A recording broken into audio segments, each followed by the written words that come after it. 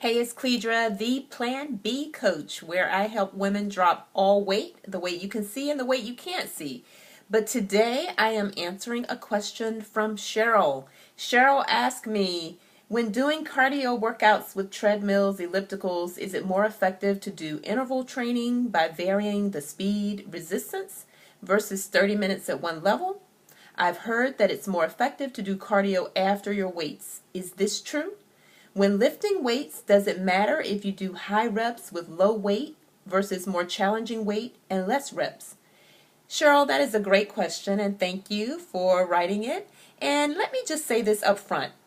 Independent of the answer to all of those questions, consistency and commitment rule and reign when it comes to workout results. So the first question you have to ask yourself, Cheryl, is, are you committed and are you consistently committed? Now, with that being said, your first question, interval training versus 30 minutes at one level. My thoughts on this, basically, if you are at a plateau, then yes, by all means, switch from steady state cardio. That's really what that means when you say 30 minutes at one level.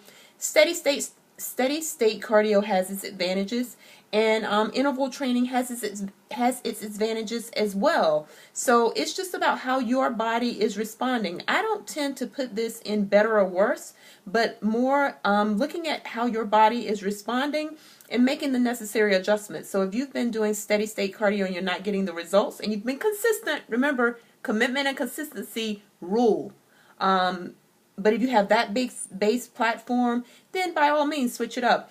As far as doing cardio after weights, I prefer to do my weight training on an entirely separate day. I don't like to mix it on one day. And so those are my thoughts on that. But again, it all depends on the results. Bottom line, it's about results.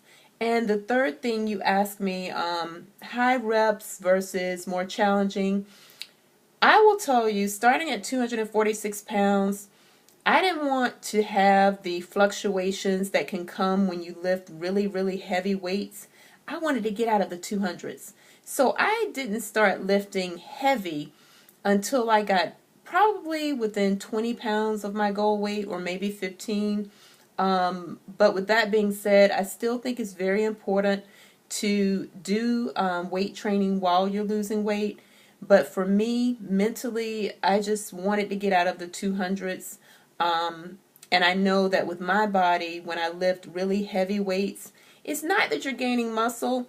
Basically, what happens is when you weight train, you tear the muscle down, and to repair the muscle, sometimes that requires water. Our body will incorporate more water into the muscle, and so you get on the scale and you weigh more.